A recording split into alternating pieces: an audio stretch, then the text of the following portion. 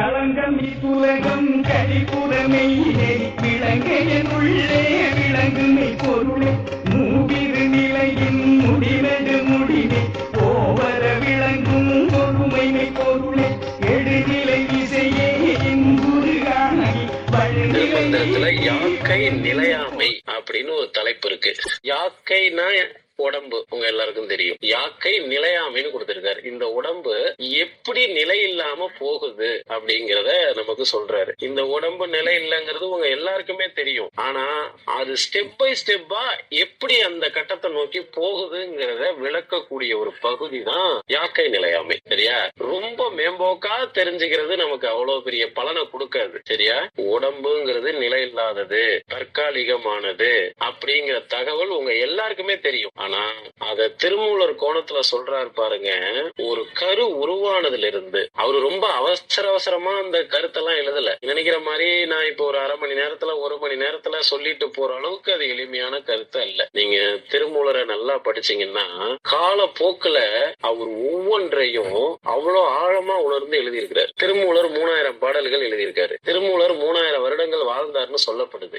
ஏன் அப்படின்னா அந்த ஒரு பாடலில் இருக்கின்ற கருத்தை வாசிக்கும் பொழுது, படிக்கும் பொழுது, அந்த ஒரு பாடலில் அவர் சொல்லி இருக்கிற அந்த கருத்து செறிவுக்கு இவ்வளவு செறிவா ஒரு மனிதர் எழுதணும் அப்படின்னா ஒரு பாடலை எழுதுவதற்கு ஓராண்டு காலமாவது எடுத்திருக்க வேண்டும் அப்படிங்கிற கணிப்புலதான் 3000 வருடங்கள் அவர் வாழ்ந்தார்னு சொல்லப்படுது. சரியா? ஒரு 4 வரி அதுதான் ஒரு பாடல். அதை எழுதுறதுக்கு ஒரு ஆண்டவர் எடுத்திருக்கலாம் அப்படின்னு சொல்றாங்கன்னா மனித வாழ்க்கை போய்கிட்டே இருக்கு. ஒவ்வொரு நொடியும் கடந்து போய்கிட்டே இருக்கு. ஒவ்வொரு நாளும் பல அனுபவங்கள். 10 வயசுல இருந்த நீங்க இப்ப இல்ல, 20 வயசுல இருந்த நீங்க இப்ப இல்ல, 30 வயசுல இருந்த நீங்க இப்ப இல்ல, 40 வயசுல இருந்த நீங்க இப்ப இல்ல. அப்ப இந்த 10 ஆண்டுகளுக்கு ஒரு முறை உங்களுடைய மன அமைப்பே மாறிட்டு வருது. அப்ப இதெல்லாம் திருமூலர் தெரியாதவர் கிடையாது. அப்ப இந்த உடம்பு அப்படிங்கிறது உங்களுக்கு சில ஆண்டுகள் அப்படியே கூடயே வருது. அப்ப இது கருவா இருக்கும் போது எப்படி இருக்குது, அடுத்த ஸ்டேஜுக்கு வரும்போது எப்படி வருது, அதுக்கு அடுத்த ஸ்டேஜ் என்ன அப்படிங்கிறத மிக தெள்ள தெளிவாக இந்த பகுதி நமக்கு விளக்குது. திருமூலர் அரிய பல செய்திகளை இதில் சொல்லி இருக்கிறார். நீங்க திருமந்திரத்தை கண்ணுங்கருத்தமா படிக்கணும் அப்படின்னு நீங்க நினைச்சீங்கன்னா சில நேரங்கள்ல மண்டை கூட குழம்பி போயிடும். அவ்வளவு செறிவான கருத்து. நீ ஒரு பாடல் ஆராய்ச்சி பண்றதுக்கே உன் மூளை நிரம்பிடும். அடுத்த பாடலுக்கு போக முடியாது. அப்ப 3000 பாடல்கள் எவ்வளவு சாரமான விஷயங்களை பேசி இருக்குதுன்னு பாருங்க. சரியா? உங்களுக்கு அதுல இருக்கிற செய்திகள் வேணும்னா கூட நீங்க காத்துதான் இருக்கணும். சரி, பாடலுக்கு வந்துருவோம். அவர் என்ன சொல்றாருன்னா, பந்தல் பிரிந்தது பண்டாரம் கற்றற்ற 9 வாசலும் ஒக்க அடைத்தன துன்புறு காலத்து விசுவர மென்மேல் அன்புடையார்கள் அழுது அகன்றார்களே. சப்ஜெக்டே இன்னைக்கு என்னன்னா பந்தல் பிரிந்தது. பந்தல் அப்படின்னு எதை சொல்றாரு? ரொம்ப ரொம்ப முக்கியம். இதெல்லாம் சும்மா பந்தல் பிரிஞ்சுச்சுன்னா உயிர் அப்படிலாம் சொல்லிட்டு போயிட முடியாது. அவரு திருமூலரையே சுவாச கதியா கிடந்தாதான் அவர் பந்தல்னு எதை சொல்றாருன்னு தெரியும். உள்ளுக்குள்ள ஓடிக்கிட்டு இருக்கிற மூச்சு காத்து நேரா ஓடல். புரியுதா? இப்படி பின்னி பின்னி ஓடுது. இததான் சன்னல் பின்னல் அப்படின்னு சிவவாக்கியர் சொல்றாரு. அப்ப பந்தல் பிரிந்தது அப்படின்னா உயிர் பிரியும் போது அங்க என்ன நடக்குது?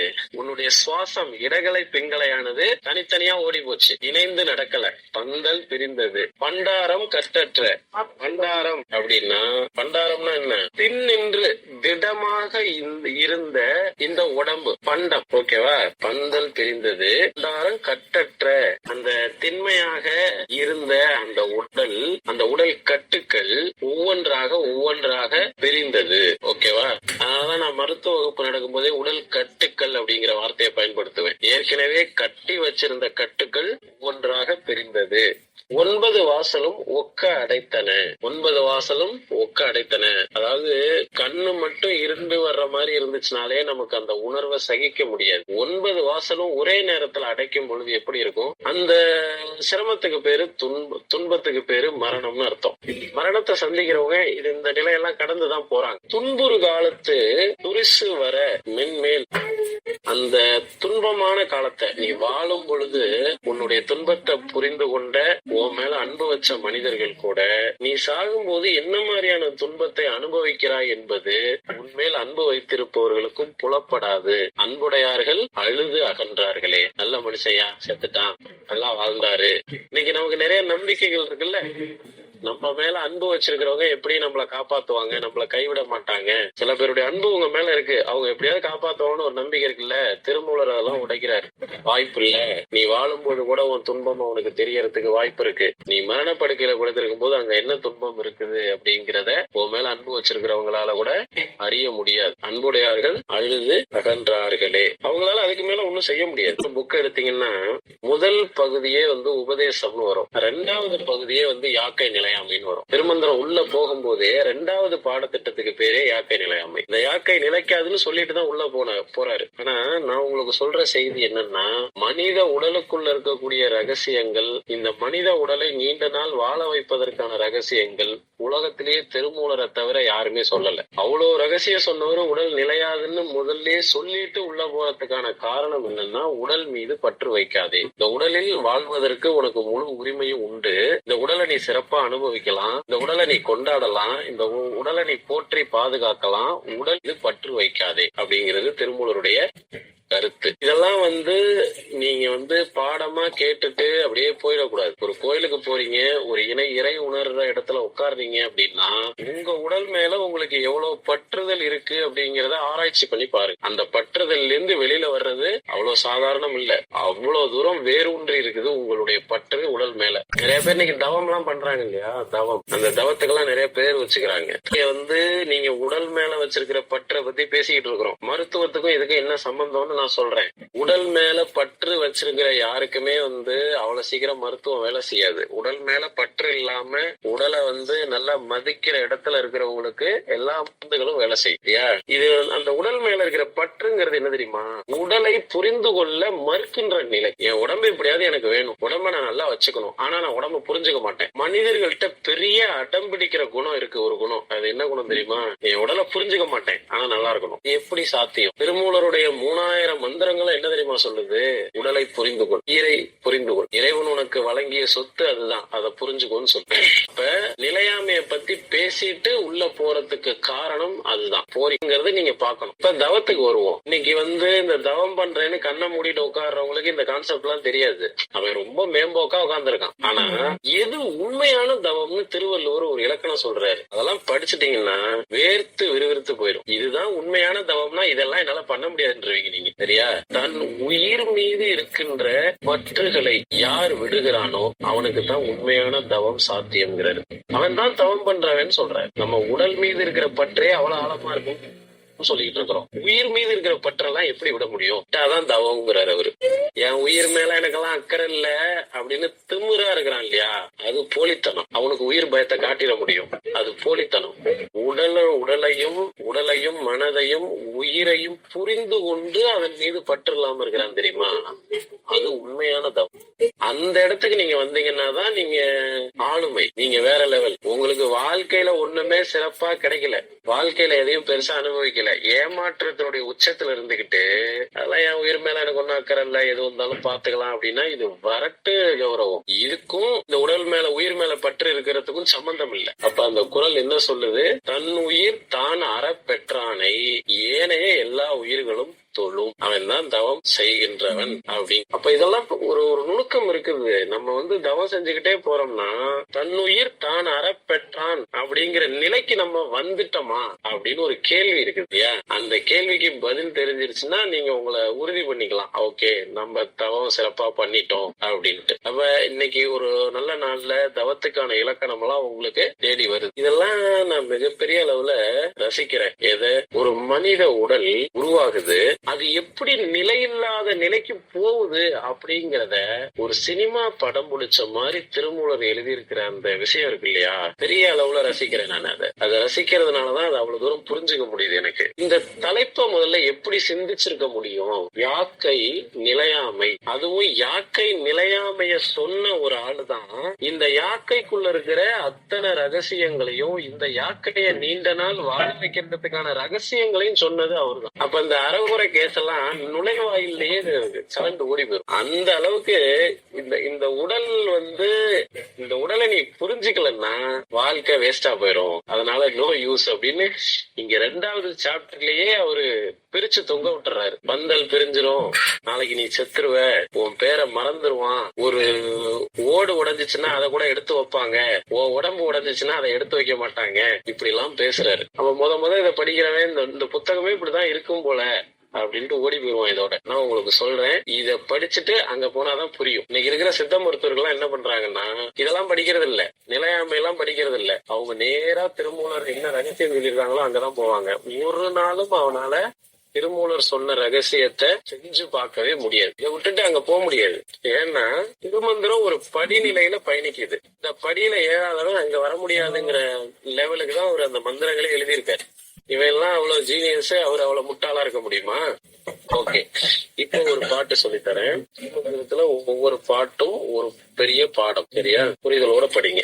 மதுவூர் குழலியும் மாடும் மனையும் இதுவூர் ஒளிய இதனம் இதேறி திருவூர் புறஞ்சுடு காடகு நோக்கி மதுவூர் வாங்கி வைத்தகன்றார்களே, வாங்கியே வைத்தகன்றார்களே. பாடல் என்ன சொல்ல வருது அப்படின்னா, மதுவூர் குழலியும் மாடும் மனையும். இந்த உலகத்தின் மீதான பற்று இருக்கு இல்லையா, ஒரு மனுஷனுக்கு இறந்து போறதுல விருப்பமே இருக்காது. இந்த உலகத்தின் மீது இருக்கிற பற்று, மயக்கம். இந்த பாடல் மொத்தமா என்ன சொல்ல வருதுன்னா, இந்த பாடல் வழியாக மொத்தமா அவர் என்ன சொல்ல வர்றாருங்கிறத சொல்லிட்டு அப்புறம் பாடலுக்கு விளக்கம் சொல்றேன். ஒரு மனிதன் மயக்கத்திலேயே பிறந்து மயக்கத்திலேயே வாழ்ந்துட்டு மயக்கத்திலேயே செத்து போறாங்கிறாரு.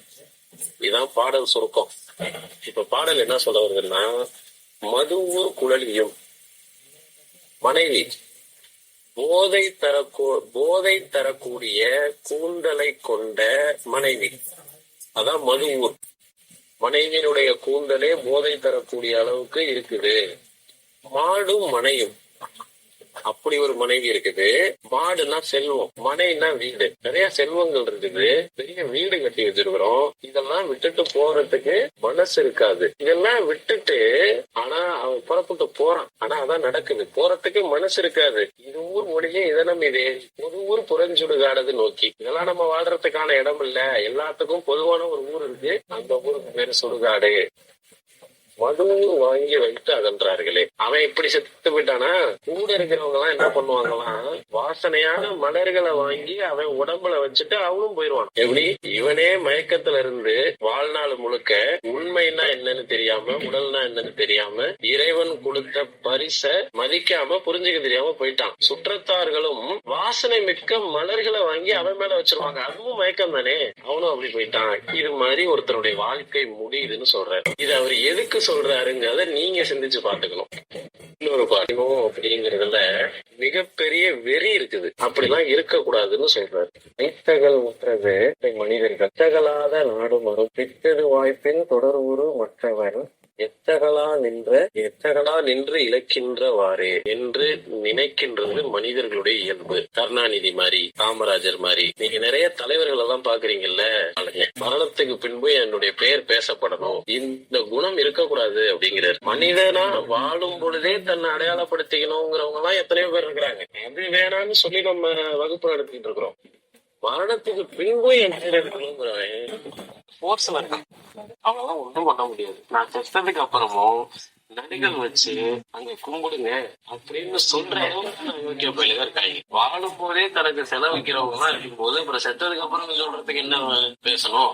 அப்ப இவெல்லாம் வாழ்க்கையில இறைவனால் கிடைக்கக்கூடிய நன்மைகளை இழந்தவனாகி விடுகிறான். நல்ல ஒரு விஷயம் புரிஞ்சுக்குங்க. திருமூலர் சொல்லக்கூடிய மைய கருத்து இந்த பாடல்ல தான். உன்னுடைய அடையாளங்களை விட்டு விடு. நீ உன்னை அடையாளப்படுத்திக்கணும்னு நினைக்காத. நான் டாக்டரு, நான் இன்ஜினியரு, நான் முதலமைச்சரு, நான் நல்ல வேலைக்காரன், நான் நல்ல தொழில்காரன், எந்த அடையாளமும் உன்னை படுத்திக்காத. உன் அடையாளத்துக்குள்ள வாழாத. அப்படி அடையாளப்படுத்திக்கிட்டு இருந்தீன்னா வாழ்க்கையில நீ ரொம்ப ரொம்ப இளைச்சவனாகி விடுவேன், இளைச்சு போயிருவேங்கிறாரு. அதுக்கு காரணம் என்னன்னா, உனக்கு கிடைக்க வேண்டிய விஷயங்கள் நிறைய கிடைக்காம போயிடும். இது வேற விதமான மயக்கம். உனக்கு யாரோ ஒருத்தர் மூலமா நல்ல அறிவு கிடைக்கணும்னு இருக்கும். நீ உன்னை அடையாளப்படுத்திக்கிறதுலயே மும்முரமா இருந்தீங்கன்னா அந்த அறிவு கிடைக்காது. உனக்கு உண்மையிலே இறைவன் சில காலகட்டங்கள்ல ஒரு செல்வத்தை வழங்கணும்னு தயார் நிலையில இருப்பான். நீ உன்னை அடையாளப்படுத்திக்கிறதுலே இருந்தீங்கன்னா அந்த செல்வத்தை கண்டுக்க மாட்டேன். அப்ப மனிதன் தன்னைத்தானே அடையாளப்படுத்திக் கொள்வது என்பது இறைவனுக்கு பிடிக்காத செயல். அவன் படைத்த பிள்ளைகளை எப்படி எப்போது அடையாளப்படுத்தணும்னு அவனுக்கு தெரியும். அது வரைக்கும் அமைதியாக இருக்க வேண்டியது அவனுடைய பொறுப்பு. வாழ்க்கையில கிடைக்கிற வாய்ப்பை இழந்துடக்கூடாது அப்படின்னு இந்த பாடல் வழியா புரிஞ்சுக்கணும். யாக்கை நிலையாமைன்னு சொல்ல வந்தவரு நேரடியா வாழும்போது யாக்கை எப்படி எல்லாம் நமக்கு ஒத்து செய்யாம போகுது. நோய்களை பத்தி பேசலாம். யாக்கை நம்ம எல்லாமே முட்டையிலிருந்து பிறந்த உயிரினம். திருமந்திரம் ஒரு பாட்டு சொல்லுது, முட்டை பிறந்தது 300 நாளில். கருமுட்டை ஒரு குழந்தையா வளர்ச்சி அடைஞ்சு இந்த பூமிக்கு வர்றதுக்கு 300 நாட்கள் எடுத்துக்குது. இதெல்லாம் என்னைக்குமே மாறாத மெய்யியல் கணக்கு. எல்லா மனிதர்களும் இந்த 300 நாள் தான். முட்டை பிறந்தது 300 நாளில். இட்டது தானிலை ஏதேனும் ஏழைகால். பட்டது பார்மணம் 12 ஆண்டினில். கெட்டது 70 கேடறியீரே. ஒரு நுட்பமான பாட்டு. மருத்துவத்தோட விளக்கம் சொல்றேன், புரிஞ்சுக்கோங்க. இதுக்குதான் இதெல்லாம் படிக்கணுங்கிற. தமிழ் மருத்துவம் படிக்கிறவங்க நேரடியா மூச்சு பயிற்சி, பிராணாயாமம், யோகா அதை மட்டும் படிச்சா போதும், நெற்றிக்கண் பத்தி என்ன பேசியிருக்காரோ படிச்சா போதும் அப்படின்னு படிப்பாங்க. அவர் இங்க என்ன சொல்றாரோ இங்கிருந்துதான் அங்க போகும். முட்டை பிறந்தது 300 நாளில். இப்ப நம்ம படிக்க வர்றது யாக்கை நிலையாமை. ஆனா இதுல இருந்து நீங்க வேற தகவலும் தெரிஞ்சுக்கிறீங்க பாருங்க. அதுதான் நம்மளுடைய பாடத்திட்டம். நம்ம மரபுல அப்படிதான் எழுதியிருக்கிறாங்க. முட்டை பிறந்துச்சா 300 நாள்ல. இட்டது தான் இல்லை ஏதேனும் ஏழைதான். இந்த ஆண் பெண் 2 பேரும் கூடுனாங்கல்ல, கூடிதானே கரு உருவாச்சு. திருமூலர் இந்த இடத்துல கேள்வி எழுப்புற, 2 பேரும் கூடனே இல்ல, அங்க என்ன நடந்துச்சுன்னு கேக்குறாரு. நம்மளாம் என்ன சொல்லுவோம், செக்ஸ் தாங்க நடந்துச்சு அப்படின்போம். அவர் இன்னும் டெப்தா கேட்கிறார், அதுக்கு பின்னாடி என்ன நடந்துச்சு, அதுக்கு பின்னாடி என்ன நடந்துச்சு. இப்படி 4-5 கேள்வியை உள்நோக்கி கொண்டு போறாரு. நம்மளாலதான் அதை தாண்டி 2வது பதில் நமக்கு தெரியாது. 2 பேரும் கூடணுமா, தாம்பத்தியம் நடந்துச்சா, அவ்வளவுதான் எங்களுக்கு தெரியும். அதுக்கு மேல தெரியாது. அந்த தாம்பத்தியமே எதனால நடந்துச்சுன்னா தெரியாது. ஓகேவா? ஆனா ஒரு கேள்வி கேட்கிறார், தான் இல்லை ஏதேனும் ஏழைகால். எங்களுக்கு எதுவும் தெரியாதே அப்படின்னு சொல்லிடுவோம் 2 பேரும், ஆணும் பெண்ணும். அப்படி சொல்றவங்கள ஏழைங்கிற. சித்தர்களுடைய பாடல்களை படிக்கும் போது நல்லா தெளிவா புரிஞ்சுக்குங்க. தமிழ்ல தெளிவான அர்த்தம் புரிஞ்சுச்சுன்னா நீங்க வேற லெவல், தெரியலன்னா வேற. ஏழை அப்படின்னா அறிவில்லாதவனுக்கு பேர் தான் ஏழை. பணங்காசு இல்லாதவனுக்கு ஏழை பேர் கிடையாது. அறிவற்றவன் ஏழை. சிவபாக்கியம் அடிக்கடி இந்த வார்த்தையை அவரு பயன்படுத்துவார். ஏழைகள் ஏழைகள் அப்படிம்பார். ஏழைன்னா வசதி இல்லாதவனே அப்படி இல்ல, அறிவு இல்லாதவனே. வறுமைன்னா தான் உனக்கு வசதி இல்லைன்னு அர்த்தம். ஏழ்மை, ஏழை அப்படின்னா அறிவு இல்லாதவர்கள். இதெல்லாம் கொஞ்சம் நம்மள திட்டுறாரு. ஆணும் பெண்ணும் சேரற என்ன நடக்குதுன்னு தெரியலங்கிற எவ்வளவு ஒரு அறிவுபூர்வமான கேள்வி பாருங்க. இந்த இடத்துல எல்லாம் திருமூலரை நான் வியந்ததுனாலதான் உள்ள போக முடிஞ்சிச்சு. நீங்க வியக்கணும். அவரு சண்டை போடுற மாதிரி கேட்கிறாரு அந்த கேள்விய. சேர மட்டும் தெரியுது, அங்க என்ன நடக்குதுன்னு தெரியல. அப்ப இந்த இடத்துல எல்லாம் கொஞ்சம் கூசி நின்னாதான் அவர் என்ன சொல்ல வர்றாரு. நமக்கு தான் கண்டுபிடிக்கிற அளவுக்கு அறிவு இல்ல, அவர் என்னமோ சொல்ல வர்றாரு. அதனாவது புரிஞ்சுக்கிற அளவுக்கு நான் தான் அறிவு வளம். அப்படியா? இதை எதுக்கு கேக்குறீங்கன்னு நம்ம திருமூலரை பார்த்து ஒரு கேள்வி கேட்கிறோம்னு வச்சுக்குவோம். ஆணும் பெண்ணும் சேர்ந்தோம், ரைட்டு. முட்டை வந்துச்சு 300 நாள்லன்னு நீங்களே சொல்லிட்டீங்க. இதை எதுக்கு கேக்குறீங்க? பதில் கீழே இருக்கு. பட்டது பார்மணம் 12 ஆண்டினில். ஒரு குழந்தை பிறக்குது. 12 வயதுல இந்த பூமியில இருக்கிற விஷயங்கள் மீது குழந்தைகளுக்கு பற்று உருவாயிடுங்கிறார். திருமூலருடைய ரிசர்ச்சுங்க, ஆராய்ச்சிங்க. இதை நான் கண்கூடா பாத்திருக்கேன். திருமூலர் என்ன சொல்லிக்கிட்டே வராரோ அது எல்லாத்தையும் இன்னைக்கு நான் நேரடியா பாத்துட்டு இருக்கேன். 12 வயசுல உலகத்தின் மீது குழந்தைகளுக்கு பற்று உருவாகி முடிச்சிருது. அதுக்கப்புறம் டெவலப் பண்றதெல்லாம் கொஞ்சமான பற்று தான். வீடு, காரு, அப்பா, அம்மா, உடலு, தனக்கானது, எல்லா பற்றுகளும் 12 வயசுக்குள்ள உருவாயிடுது. அதுக்கு அங்கிட்டு வளர்றதெல்லாம் கொஞ்சம் தான். பட்டது அப்படின்னா இந்த உலகத்தின் மீது பற்றுதல். பார்னா உலகம், மனம்னா மனசு. இந்த உலகத்தில் இருக்கக்கூடிய பொருள்களுக்கும் தனக்கும் பந்தப்படுத்திக் கொள்ளுதல். பட்டது பார்மணம் 12 ஆண்டுகள். கெட்டது 70 கேடு அறியீரே. 12 வயசுல இந்த உலகத்துல பற்று வச்ச நீனு 70 வயசு ஆயும் அந்த பற்றுதல் உனக்குள்ள எவ்வளவு கேடுகளை உருவாக்கி இருக்குன்னு நீ அறிஞ்சுக்கலையே. எவ்வளவு ஆண்டுகள் இடையில விரயம் பண்ணிருக்கேங்கிற. இதெல்லாம் 70 வயசுல உட்காந்து திருமணம் படுத்திட்டு இருக்காங்க. டைரக்டா அவனுங்களதான் கேட்கிறாரு, 70 வயசு வரைக்கும் என்ன பண்ணிட்டு இருந்த? எவ்வளவு பெரிய கால இடைவெளியா கேள்வி கேட்கிறாரு பாருங்க அவரு. நீ 10 வருஷமா என்ன பண்ணன்னு கேட்கல, 20 வருஷமா என்ன பண்ணன்னு கேட்கல, 12ல இருந்து 70. உன்னை திடீர்னு கேள்வி கேட்டாதான் எனக்கு தெரியல, நான் பாக்கல, நான் எனக்கு அப்படின்னு என்ன வேணா பதில் சொல்லுவேன். 70 ஆண்டுகள் வரைக்கும் உன் மனசுல இந்த உலகப்பற்று நீங்கவே இல்லை. நீ என்ன புடுங்கிட்டு இருந்தியா? வாழ்க்கையில மரணம் கொடூரமா வருது, ஒரு மனிதனுடைய இறப்பு கொடூரமா நடக்குது அப்படின்னா அதுக்கு காரணம் அவர்கள் இந்த உலகத்தின் மீது இந்த உலகத்தின் மீது யாரு அளவு கடந்த பற்று வைத்திருக்கிறார்களோ அவர்களுக்கு மரணம் கொடூரமாக இருக்கும்னு சொல்றாரு. வாழ்க்கையே அழிஞ்சு போனது 12 வயசுல இருந்து 70 வயசு வரைக்கும் இடையில உருவான பற்று தான். 70 வயசுல நிறைய பேருக்கு புரியுங்க. 70 வயசுல இருக்கிறவங்க நீங்க போய் பார்த்து கொஞ்சம் அவங்க மனநிலையை நீங்க தெரிஞ்சுக்கிட்டீங்கன்னு வச்சுங்களேன், சிறப்பாக நான் வாழ்ந்தேங்கிற வார்த்தையை யாரும் சொல்ல போறது இல்ல. நான் எப்படி கெட்டு போனேன். இதுல இன்னைக்குதான் ஒரு ஆளுடைய இன்டர்வியூ பார்த்தேன். அந்த ஆளு நேர்மையா பதில் சொல்லியிருந்தாப்புல. நடிகர் சூர்யாவுடைய அப்பா சிவகுமார், அந்த ஆளுக்கு வயசு 70. இந்த ஆளு பேட்டி கொடுத்திருந்தாப்புல. முன்னாடியே கொடுத்த பேட்டி நான் இன்னைக்குதான் பார்த்தேன். என்னுடைய 70வது வயசுல நான் இருக்கிறேன், இது வரைக்கும் நான் என் வாழ்க்கையில டைமை வேஸ்ட் பண்ணதுன்னு சொல்றாப்புல. எந்த வயசுல உழைக்கணுமோ உழைச்சேன், எந்த வயசுல சினிமாவில சாதிக்கணுமோ சாதிச்சேன். எல்லாரும் வெளியில போன்னு சொல்றதுக்கு முன்னாடி நானா வந்துட்டேன். இப்ப இதுக்கப்புறம் பேச்சு துறை, இலக்கியத்துறை அப்படின்னு என்னுடைய வாழ்க்கைய நான் மாத்திக்கிட்டேன். என் பிள்ளைகளுக்கு நான் என்ன செய்யணுமோ செஞ்சேன். நான் வரைக்கும் நான் காலத்தை வேஸ்ட் பண்ணலாங்கிற சூப்பரான பதில், நேர்மையான பதில். அந்த வயசுல அப்படி சொல்றது உண்மையிலேயே இறைவனுடைய அருள். இறைவனோட அருள் இல்லாம அப்படி சொல்ல முடியாது. 70 வயசுல எல்லாருக்கும் அப்படி பேசக்கூடிய மனநிலையையும் அப்படிப்பட்ட வாழ்க்கையும் இறைவன் அருள் இருப்பானாங்கிறது தெரியாது. இன்னைக்கு வேண்டிக்கோ. இந்த கேடுங்கிற வார்த்தைய திருமூலர் நிறைய இடத்துல பயன்படுத்துறாரு. இந்த கேடு அப்படிங்கிற சொல்லுக்கு அவர் கொண்டிருக்கக்கூடிய விளக்கம் ரொம்ப இன்ட்ரெஸ்டிங் ஆனது. தன்னை அறிய தனக்கு ஒரு கேடு இல்லை. இங்க கெட்டது 70 கேடு அறியீரே, உனக்கு என்ன கேடா அப்படின்னு பார்த்து கேக்குறோம்ல, அதுக்கு என்ன அர்த்தம்னா, ஏன் கெட்டு போற?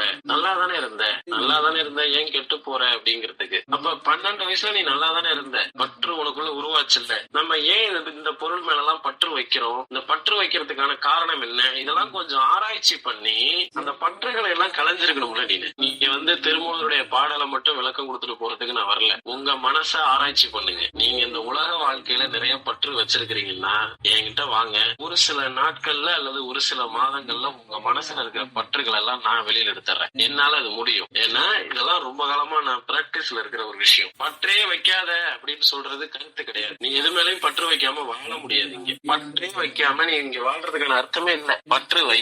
ஒரு பொருளின் மீது பற்று வைக்கும் பொழுது இதிலிருந்து தேவையான நேரத்தில் வெளியில வருவது எப்படின்னு தெரிஞ்சுக்கிட்டு பற்று வை. இவ்வளவுதான் கருத்து. நான் அதை ரொம்ப வருஷமா கடைபிடிக்கிறேன். ஒரு விஷயத்துல பற்று வைக்கவும் தெரியும். இதுக்கு மேல இதுல பற்று வைக்க கூடாதுன்னா அதுல இருந்து வெளியில வரவும் தெரியும். பற்றுல இருந்து முழுமையா வெளியில வந்ததுக்கு அப்புறமும் நான் அதை உணர்வேன். வெளியில வந்துட்டோம் அப்படிங்கறதையும் உணர்வேன். சரியா? ஆனா சில விஷயங்கள் மீது பற்று வச்சுன்னா நீ வெளியில வர வேண்டிய தேவை இருக்காது. காலம் முழுக்க அதை நீ பற்றிக்கிட்டே இருக்கலாம். உண்மை மேல நீ பற்று வச்சின்னா அதுல இருந்து வெளியில வர வேண்டிய தேவை இருக்காது. உண்மையை பற்று என்னைக்குமே நீ அதுல இருந்து வெளியில வர வேண்டிய தேவை இருக்காது. இறைவனை பற்றிக்க, உனக்கு அதுல இருந்து வெளியில வர வேண்டிய தேவை இருக்காது. எது உண்மையானதோ அதை பற்றினா மட்டும்தான் அது நல்லது. எதெல்லாம் உண்மை இல்லையோ அதன் மீது நீ பற்று வைத்துக் கொண்டிருக்கும் பொழுது அது உனக்கு துன்பத்தை தருகிறது. ஒரே ஆராய்ச்சி தான். உனக்கு துன்பம்னு ஒண்ணு வருதுன்னா அது நீ கொண்ட பற்று மட்டும்தான். வேற எதாலையும் உனக்கு துன்பத்தை கொடுக்க முடியாது. சிம்பிள் ஆராய்ச்சி. இது ஏன் நமக்கு துன்பத்தை தருகிறது? பற்று வைத்திருக்கிறோம், அவ்வளவுதான். பெரிய பெரிய ஆராய்ச்சி எல்லாம் தேவையில்லை.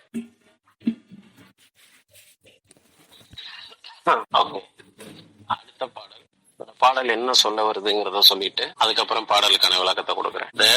இந்த சொல்லலாம் ரொம்ப இன்னைக்கு சமுதாயத்துல நிறைய பேரு இந்த பதபதப்போட இருக்கிறத நான் பார்த்திருக்கேன். ஆனா அதுக்கு அந்த உணர்வுக்கு பதபதப்புன்னு கூட பேரு தெரியாது அவங்களுக்கு. சரியா? பதட்டத்தினுடைய உச்சம் பதபதப்பு. உயிர் போயிருமோங்கிற பயம். நல்லாதான் இருப்பாங்க, வெளியில பாக்குறதுக்கு எல்லாமே சூப்பரா இருக்கும். ஆனா இன்னர் இன்ஜினியரிங், உடம்புங்கிற ஒரு பொருள் இயங்கிக்கிட்டு இருக்குன்னா அந்த பொருளை இயக்குற கருத்து பின்னாடி மறைந்திருக்கு. அப்ப அந்த காலத்துல அந்த உயிருங்கிற கருத்து நல்லபடியா இயங்கிக்கிட்டு இருக்குதா, அந்த உயிருங்கிற கருத்து நல்லபடியா இயங்கிக்கிட்டு இருக்குதாங்கிறத நாடி பார்த்தே புரிஞ்சுக்குவாங்க. அப்ப அவரு அந்த மாதிரி பயன்படுத்தி இருந்தாரு. நாடிய பார்த்து அந்த கருத்து எப்படி செயல்பட்டு இருக்கு அப்படின்ட்டு. அப்ப நம்ம யாக்கை நிலையாமை தான் படிக்கிறோம். அதுல அவர் பயன்படுத்தி இருக்கிற சொற்களை வச்சு நம்ம வேற வேற விஷயங்கள் புரிஞ்சுக்க பாருங்க. விந்தையிலும் விந்தை. அப்ப துன்பத்தினுடைய உச்சகட்டம் பதபதைப்பு, உயிர் போயிருமோங்கிற அச்சம் பதபதைப்பு, இது எல்லாமே அதுக்குள்ள வரும். சரியா? அந்த பதபதைப்பு ஏன் இருக்குதுன்னு திருமூலர்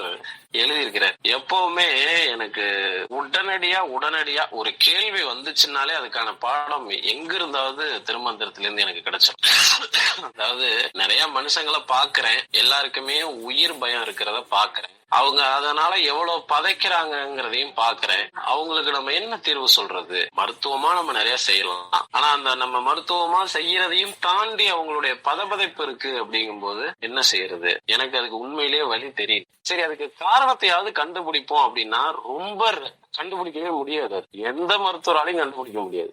நான் என்ன மருத்துவருங்கிற லிஸ்ட்லயே வச்சுக்கிறது இல்ல. அதனால நம்ம கண்டுபிடிச்சிருவோம்லாம் நான் நினைச்சுக்கிட்டு இருந்தேன். ஆனா குதிரை கொம்பாதான் இருந்தது. நான் திரும்ப சொல்றேன், உங்களை குழப்பல. எல்லாருக்கும் உயிர் பயம் இருக்கு. உயிர் பயத்தினுடைய உச்சகட்டத்துல அவங்க பதைக்கிறாங்க.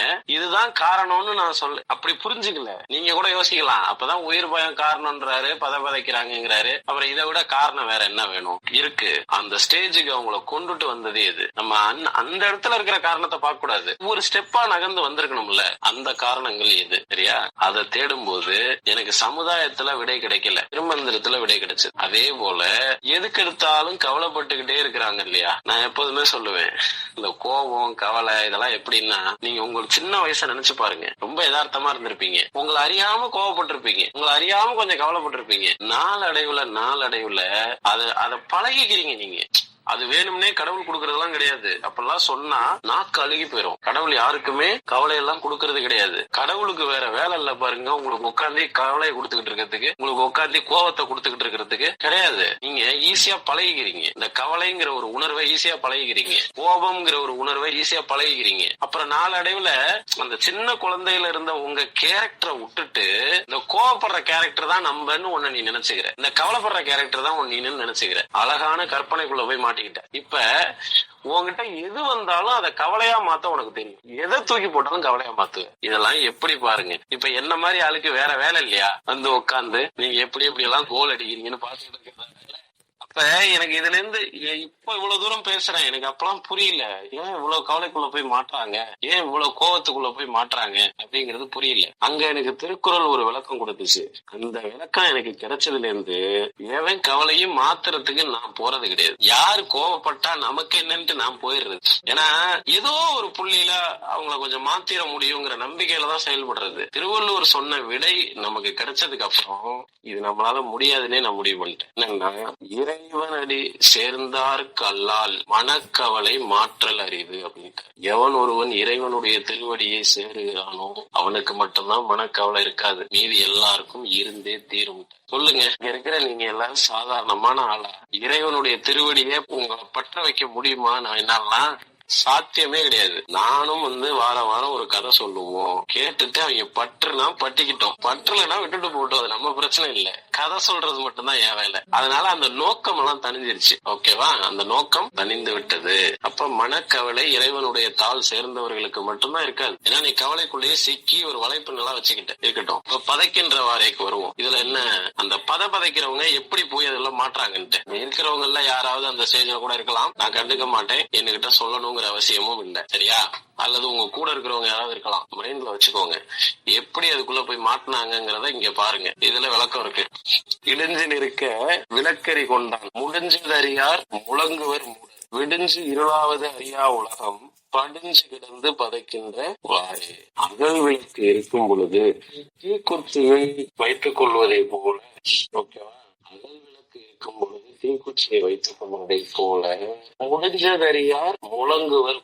அதாவது உனக்குள்ள அகல் விளக்கு இருக்கு, அதை மறந்துட்டு ஒரு குச்சியில தீய புடிச்சுக்கிட்டு நின்னா அது எப்படியோ அது போல முடிவு எதுன்னு தெரிஞ்சிருக்கணுங்கிற. உன்னுடைய எல்லா பதைப்புக்கும் காரணம் என்ன அப்படின்னா, நீ நிரந்தரமா இங்கே வாழ போறோம்னு நினைக்கிற, நம்புற. அதுக்கு பேரு மாயை. அந்த மாயையில இருக்கிறவங்க மட்டும்தான் இந்த பதைப்புங்கிற ஸ்டேஜுக்கு போவாங்க. அப்ப என்ன பண்ணணும்னா, நான் சொல்றேன், இது நான் சொல்றது கொஞ்சம் வினோதமா தான் இருக்கும், ஆனா திருமூலர் அதான் சொல்ற. மனிதன் பிறக்கிறான் ஆனா உன் வாழ்நாள்ல எத்தனையோ பேர் பாக்குற, எத்தனையோ மனிதர்கள் இறந்து போறாங்க, நீ எல்லா பேரையும் கடந்து போற. ஒரு நாள்ல உனக்கு சில மரண செய்திகள் வரும். உன்னுடைய 10 வருஷத்துல ஒரு குறிப்பிட்ட மரணத்தை பார்த்திருப்ப, 20 வயசுக்குள்ள ஒரு குறிப்பிட்ட மரணத்தை பார்த்திருப்ப, 30க்குள்ள ஒரு மரணத்தை பார்த்திருப்ப.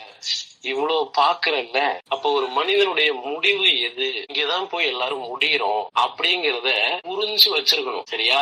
அப்ப இன்னைக்கு என்ன பண்றாங்க, குழந்தைகளை மரண வீடுகளுக்கு அனுப்புறது கிடையாது, ஒரு மருத்துவமனைக்கு அனுப்புறது கிடையாது. மரணத்தை பார்த்து பயந்து பயந்து பயந்து அதை ரொம்ப தள்ளி தள்ளி தள்ளி வைக்கிறதுனால கடைசி வரைக்கும் அது மரணம்னா என்னன்னு புரிஞ்சுக்கிறதே இல்ல. மனிதனுடைய முடிவு எப்படி இருக்கும் அப்படிங்கறத பத்தி அதை சிந்திக்கிறதே இல்ல. திருமூலர் அதை சிந்திக்க சொல்றார். முடிஞ்சா குழந்தைகளுக்கு எல்லாம் எல்லா மரண வீட்டுக்கும் கூட்டு போகணும், எப்படி இறந்து போறாங்கிற கல்வியை கத்து கொடுக்கணும். அப்பதான் அது எப்படி வாழணுங்கிற கல்வியை எடுத்துக்கும். அதனாலதான் சொன்னேன், இது கொஞ்சம் வினோதமா தான் இருக்கும்னு சொன்னேன். நீ எல்லா மரணங்களையும் புரிஞ்சுக்கணும். நிறைய பேருக்கு சுடுகாட்டுக்கு போற, ஒரு இளவு வீட்டுக்கு போற அப்படின்னா அங்க நின்று அந்த உயிரை பத்தி, போன உயிரை பத்தி சிந்திக்கணும். திருமூலர் இததான் காரணமாவே சொல்றாரு. முடிஞ்சது அறியார் முழங்குவர் மூடர். என்ன சொல்றாருன்னா, நீ கோவப்படுறல, இந்த கோவம் எங்க இருந்து உனக்கு வரும்? லைஃப்ல அவன் உன்னை விட பெரிய பெரிய கோவப்பட்டவன் எல்லாம் முடிஞ்சு போய்கிட்டே இருக்கான். நான் தான் பெரிய ஆளு, இந்த வீட்டுல நான் எவ்வளவு முக்கியமான ஆள் தெரியுமா அப்படின்னு உன்னை அடையாளப்படுத்திக்கிற. முழங்குறல்ல, கத்துறல்ல, கோவப்பட்டு பழகி பழகி போய் கத்துறல்ல. இப்ப கத்தும் போது உனக்கு என்ன புரியல? அன்பு நிலையானதுங்கிறது புரியல, யாருக்கிட்டையும் முகத்தை காட்டக்கூடாதுங்கிறது புரியல, எரிஞ்செரிஞ்சு விழக்கூடாதுங்கிறது புரியல. நீ எவ்வளவு காலம் வாழ போற? வாழுங்காலம் வரைக்கும் அன்பை பதிவு பண்ணுன்னு சொல்ற. அறிவை வளர்த்துக்காம நான் தான் பெரிய ஆளுன்னு ஆட்டம் போட்டுட்டு இருக்கான்ல, மரணத்தை பற்றிய அறியாமையில இருக்கிறான் அப்படிங்கிறார். விடிஞ்சு இருளாவது அறியா உலகம், விடியுது திரும்ப இருளாவது. அப்ப வாழும் போது நீ நல்லா இருக்கிற, திரும்ப ஒரு இருளுக்குள்ள போற, ஒரு மரணம்ங்கிற ஒரு விஷயத்துக்குள்ள போற. இத புரிஞ்சு வச்சிருக்கிறது இல்லையா நீனு அப்படின்னு ஒரு கேள்வி எழுப்புற. அப்ப நான் சொல்றேன், மரணத்தை பத்தி தெரிஞ்சுக்கிறதுக்கே இவ்வளவு கஷ்டப்படக்கூடாது. சரியா? இப்ப எனக்கு வயசு 14 தான் ஆகுது, இந்த வகுப்புக்கு வந்திருக்கிறேன். எனக்கு வயசு 20 தான் ஆகுது, இந்த வகுப்புக்கு வந்திருக்கிறேன். அப்படியே பார்த்தாலும் நான் 40-50 வருஷம் நான் வாழ போறேன். இப்பயே எதுக்கு நான் அதை பத்தி எல்லாம் தெரிஞ்சுக்கணும் அப்படின்னு நீ கேட்டீங்கன்னா தப்பு பண்றேன்னு அர்த்தம். தப்பு பண்ற. அதை நீ நிறைய கேட்டு வச்சிருந்தீனாதான் நீ உன் வாழ்க்கைய சிறப்பா வாழ்ந்துட்டு அந்த இடத்த எப்படி கொண்டு போய் முடிக்கிறதுன்னு தெரியும். சரியா? இந்த ஆன்மீகம் சொல்லி கொடுக்கறவங்க எல்லாம் சொல்லுவாங்க, நீ உனக்கான குருவை சந்திச்சிட்டேன்னு வச்சுக்கேன், நீ உனக்கான குருவை சந்திச்சிட்டன்னா அவர் உன்னை முத சந்திக்கும் போது மரணத்தை பத்தி தான் பேசுவார். ஏன்? அவருக்கு அதுதான் டியூட்டி. ஓகேவா? ஒரு குரு நேரடியா மரணத்தை பத்தி பேசி ஒரு தெளிவை ஏற்படுத்த முயற்சி பண்றாரு அப்படின்னா அந்த இடத்த சரியா பயன்படுத்திக்கணும். படிஞ்சு கிடந்து பதைக்கின்றவாறே, இந்த வார்த்தைக்கெல்லாம் ஆழமான அர்த்தத்தை நான் நேர்ல பார்த்திருக்கேன் நிறைய இடத்துல. அதாவது பதைக்கிற ஸ்டேஜுக்கு போயிட்டீங்கன்னா இந்த கல்வி எல்லாம் ஏறாது. சரியா? இந்த தூங்கும் போது திடுக்குன்னு முழிப்பாங்க தெரியுமா? தூங்கிட்டே இருப்பாங்க, திடுக்குன்னு முழிச்சு அப்படியே உடம்பு எந்திரிச்சு குந்திக்கும். ஏன் தெரியுமா? உடம்பு உள்ள அவ்வளவு கண்டிஷன்ல இருக்கு. கொஞ்சம் தூங்கி இருந்தீங்கன்னா உயிர் போயிருக்கும். உயிர் அலர்ட் ஆகி டக்குன்னு உடலை நிமித்தி உட்கார வைக்குது. புரியுதா? அந்த நேரத்துல உயிர் அவ்வளவு அலர்ட் பண்ணலன்னா உயிர் போயிடும். சடக்குன்னு முழிச்சுக்கிறது தான். இந்த லேசா கண்ணு மட்டும் தான் முழிக்கிறேன் அப்படின்னா, முழிப்பு மட்டும் தான் வருது அப்படின்னா உடல் உள்ளுக்குள்ள அகச்சோர்வு அதிகமா இருக்குன்னு அர்த்தம். சரியா? அகச்சோர்வு அதிகமா இருக்கு, ரொம்ப டயர்டா இருக்கிற, டயர்டோட உச்ச கட்டத்துல இருக்கிற. ஓகேவா? இப்படிலாம் புரிந்து கொள்ளலாம். லாஸ்ட் பாடல். காக்கை தவறிலில் கைதார் பழிக்கலில் பாற்றொலில் பெய்யலில் பல்லோர் பழிச்சிலில் தோற்பையுள் நின்று தொழிலற செய்தோட்டும் கூத்தன் புறப்பட்டு போன இக்கூட்டையே. சோகமா முடிச்சிட்டாரு. கடைசி வரை ரொம்ப சோகமா, சோகத்துக்கே கொண்டு போயிட்டார். நீ செத்ததுக்கு அப்புறம் இந்த உடம்பு என்ன ஆனா என்ன, அதை பத்தி உனக்கு கவலைப்படாத. செத்ததுக்கு அப்புறம் இந்த உடம்பு என்ன ஆகுமோலாம் பயப்படாத அப்படின்னு நமக்கு ஒரு தெளிவு கொடுக்குறாரு. இதுக்கும் நிறைய பேருக்கு பயம் இருக்கும். நம்ம செத்ததுக்கு அப்புறம் நம்ம உடலை எப்படி போட்டாங்கன்னா என்ன பண்றது, அப்படி செஞ்சுட்டாங்கன்னா என்ன பண்றது. திருமூலர் உயிரே வெளியில போயிருச்சு, இனிமே அந்த உடலுக்கு என்ன மதிப்பு, ஃப்ரீயா விட்டுரு, அத காக்கா கொத்தனா என்ன, ஊர்காரிகளே பழிச்சா என்ன. சரியா? தன் புறப்பட்டு போன இக்கூட்டையே. இப்ப 2 அர்த்தம் இருக்கு. உடம்ப நீ இந்த மாதிரி போட்டுட்டும் போகலாம் அக்கறை இல்லாம, அதே போல இந்த உடம்புலயே நீ சிறப்பா வாழ்ந்துட்டு இந்த உடலை மிக மரியாதையோட நம்மளுடைய சுற்றத்தார்கள் எடுத்துக்கொண்டு அடக்கம் பண்ற மாதிரியான வாழ்க்கையும் வாழ்ந்துட்டு போகலாம் அப்படிங்கிற அர்த்தத்தோட இந்த 29 வயசுக்குள்ள ஒரு குருவை பார்த்து அவரிடம் உபதேசம் வாங்கி தன் உடல் மனம் என்கின்ற இந்த சாதனத்தை சரியாக பயன்படுத்தி இறைவனை உணர்ந்து தன்னுடைய வாழ்க்கை முதல்ல சிவன் தான் உபதேசம் கொடுக்கிறாரு. சிவன் நந்திக்கு உபதேசம் கொடுக்கிறாரு. நந்தி திருமூலருக்கு உபதேசம் கொடுக்கிறாரு. திருமூலர் அப்படியே அது வருது. சரியா? அந்த உபதேசத்தின் வழியாக நீ உணர வேண்டியது என்னென்ன தெரியுமா?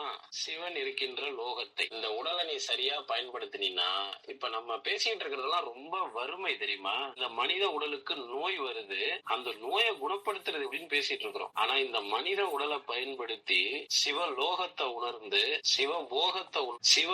சிவயோகத்திலேயே ஐக்கியமாகிறது தான் இந்த மனித உடலுடைய உச்சபட்ச லக்ஸுரியான லைஃப். புரியுதா? அந்த இடத்துக்கு எடுத்துட்டு போகணும். இது மேல் நோக்கி எடுத்துட்டு போறது. ஆனா உடல் இருக்க மட்டமா ஆகும். அந்த மட்டமாகிற உடலை திரும்பி தூக்கி சப்பக்கட்டு கட்டுறதுக்கே நம்ம பேசிக்கிட்டு இருக்கிறோம்னா இப்ப என்ன நடக்குது பாருங்க. நான் நம்ம மாணவர்கள் அதனாலதான் சில நேரங்கள்ல சொல்லுவேன், சமுதாயத்துல இருக்கிற மனிதர்கள் அவங்க உடலை சரியா பயன்படுத்தாம மட்டமான இடத்துக்கே தான் கொண்டுட்டு போவாங்க. அதெல்லாம் நீங்க பாத்துக்காதீங்க. நீங்க நம்ம கிட்ட உபதேசம் வாங்கி உங்க உடலை ஒரு நிலைக்கு எடுத்துட்டு போங்க. நம்ம இருக்கிறவங்க எல்லாம் அரவணைச்சுக்கலாம் அப்படின்னு சொல்லுவேன். அப்ப ஒரு குருவிடம் உபதேசம் வாங்குபவர் சில வித்தியாசமான அனுபவங்கள் ஏற்படும். நான் சொன்ன மாதிரி தவம்னா இவனுக்கு பண்ணிட்டு இருக்கிறது எதுவுமே தவம் கிடையாது. திருவள்ளுவர் சொன்னதுதான் தவம். அது மாதிரி யோக சாதனை, யோக கலைக்குள்ள இந்த மனித உடலை வச்சு யோக கலையை நம்ம சாதிக்கும் பொழுது, தியானத்தில் சிவனை உணரும் பொழுது, இந்த கடைசியில பாறையில கொண்டு போகும்போது பறை அடிக்கிறாங்க இல்லையா, அந்த இசை அவனுக்கு மட்டும் கேட்கும். சங்கு ஊதுறாங்க இல்லையா, சிவனை உணர்கின்ற ஒரு யோகிக்கு அந்த சங்குநாதம் தனக்குள்ளேயே கேட்கும். மலர்கள் தூவும் போது அந்த இறந்த பிணத்தின் மீது கூட இருந்து வாசம் வருது இல்லையா, அந்த வாசத்தை ஒரு யோகியானவர் இயற்கையாகவே யோகக்கலை மூலமாகவே தன் உடலில் இருந்து வெளிப்படுத்துவார். நடனம், ஏன் நடனம் ஆடுறாங்க தெரியுமா? வாழும் போதே நீ மகிழ்ச்சியாக வாழ்ந்திருக்க வேண்டும், இது போல ஆடி பாடி சந்தோஷமா வாழ்ந்திருக்கணும். அப்ப இதையெல்லாம் அவன் வாழும் போது செய்யலங்கிறதுக்கான அடையாளம் அந்த கடைசி தருணத்துல இதெல்லாம் செஞ்சுட்டு போறாங்க. அவன் சங்குநாதத்தை கேட்கல, பிறந்தான், மயக்கத்திலே இருந்தான், செத்து போயிட்டான். அப்ப ஊதிக்கிட்டே போக வேண்டியதான். வாழும் போது பறை இசையை கேட்கல, அவன் சிவனுடைய பறை இசையை. மனித குலம் அறியாத சித்தர்கள் சொன்ன வர்ம மருத்துவ சூட்சும முறைகளை கற்றுக்கொண்டு வர்ம சிகிச்சையாளராக டிப்ளமா இன் வர்மா தெரப்பி மற்றும் அனைத்து தீராத வியாதிகளுக்கும் மருத்துவ சிகிச்சை பெற தொடர்பு கொள்ளவும் 6382857668. தமிழ் சித்தரியல் குருகுலம் மற்றும் அறக்கட்டளை. எங்களிடம் ஆன்லைன் மூலமாகவும் சிகிச்சை மற்றும் மருத்துவம் படிக்கலாம்.